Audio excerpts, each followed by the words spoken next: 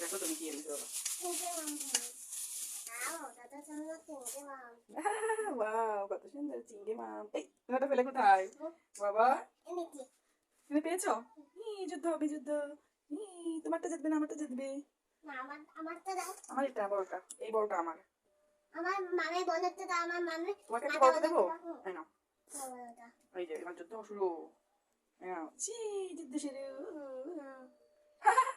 চিংড়ি মাছের যুদ্ধ হবে, কি জিতবে, জিতু বাবু নাকি মা? আমি জিতবো না তুমি জিতবা? না মা। নমস্কার বন্ধুরা, কেমন আছো তোমরা সবাই? জিতুস মম কিচেনে তোমাদের আবারও স্বাগতম। প্রথমেই দেখলে ছেলের সাথে একটু দুষ্টামি করছিলাম। আসলে আমার ছেলেটা কিন্তু মাছ দেখলে খুবই মানে মজা পায়। ও মাছ দেখলে মানে পাগল হয়ে যায়, কথায় এরকম একটা অবস্থা। তো ওর সাথে একটু দুষ্টামি করলাম। সারাক্ষণ ঘরের ভিতর, আসলে শহরে কিন্তু বাচ্চাদের তো আসলে সঙ্গ দেওয়ার তেমন কেউ থাকে না ঘরে। এখন মা যদি একটু সঙ্গ না দেয় তাহলে কিন্তু ওরা একেবারেই একা হয়ে পড়ে। এই জন্য আমি সবসময় চেষ্টা করি একটু মজার ছলে ওকে সবসময় ব্যস্ত রাখতে, যাতে আনন্দে রাখতে। তো তোমাদের দাদা কিন্তু মাছ নিয়ে এসেছিলো, অনেক রকম মাছ এনেছিল। তার মধ্যে তোমার চিংড়ি মাছটা আমার ছেলে খুব ভালো খায়।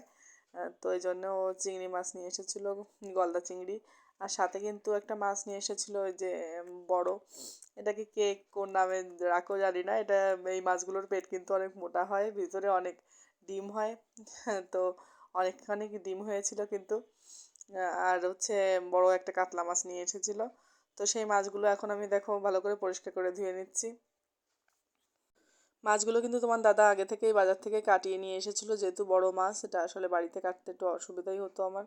এই জন্য ও কিন্তু বড় মাছ কিনলে সবসময় বাইরে থেকে ভালো করে কাটিয়েই আনে, মানে মিডিয়াম সাইজ করেই কেটে আনতে বলি, যাতে আর কোনো ঝামেলা করতে না হয় বাড়ি আনলে।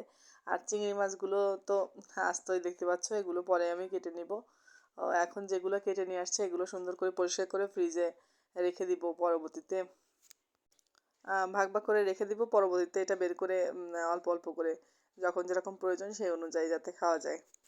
তোমাদের সঙ্গে আজকে আরেকটা গুরুত্বপূর্ণ বিষয় শেয়ার করব।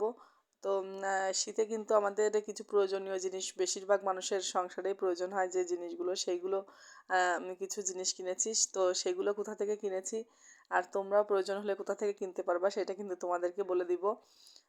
আসলে এটা কিন্তু কোনো প্রমোটিংয়ের জন্য না, আমি আসলে নিজেই কিনেছিলাম, এই জন্যে ভালো লাগছে। তাদের প্রোডাক্টগুলো আগেও কিনেছি আমি ওনাদের পেজ থেকে। তো যাতে তোমাদেরও কাজে লাগে, যদি প্রয়োজন হয় যাতে তোমরাও কিনতে পারো ওখান থেকে। অনেকেই বিশ্বস্ত পেজ, অনলাইন থেকে কিছু কিনতে হলে খুঁজে পাও না। তো এই জন্যেই তোমাদেরকে দেখিয়ে দিলাম। হ্যাঁ, তো দেখে নাও ভিডিওটা। শীতের কিছু গুরুত্বপূর্ণ জিনিস অনলাইন থেকে অর্ডার করছিলাম, তো সেটা আনবক্সিং করে আজকে তোমাদের সঙ্গে শেয়ার করব। তো দেখো, খুব সিম্পল জিনিস কিন্তু খুব কাজের এই জিনিসগুলো। আমি কিন্তু এগুলো সব কিছু অ্যাক্সেসরিজ বাই রাফি থেকে নিয়েছি। ওনাদের প্রোডাক্ট আমি আগেও কিনেছি, অনেক হেল্পফুল ওনাদের আর প্রোডাক্টগুলো, প্লাস মানে মানও অনেক ভালো। তো এটা কিন্তু কোনো প্রমোটিং ভিডিও না, আমি কিনেছি এই জন্য ভালো লাগছে বলে তোমাদের জানাচ্ছি, যাতে তোমাদের লাগলে তোমরা এখান থেকে কিনতে পারো। তো দেখো, এখান থেকে আমি একটা এসি কাভার নিয়ে নিয়েছি। আর এটা কিন্তু হ্যান্ড গ্লোভস, ঠান্ডায় কিন্তু আসলে জলের কাজ করতে খুব কষ্ট হয়, এই জন্য কিন্তু এটা কিনে নিয়েছি। আমার যেহেতু ঠান্ডার সমস্যা আছে, জলে হাত দিলে অসুবিধা হয় সকালে উঠে, এই জন্য এটা কিনে নিয়েছি। আর দেখো, এই যে এসি কাভারটা লাগিয়ে তোমাদের দেখাচ্ছি। সাথে সাথে আমি কিন্তু ফ্রিজের জন্য একটা কাভার নিয়েছি, দেখিয়েছিলাম তোমাদের।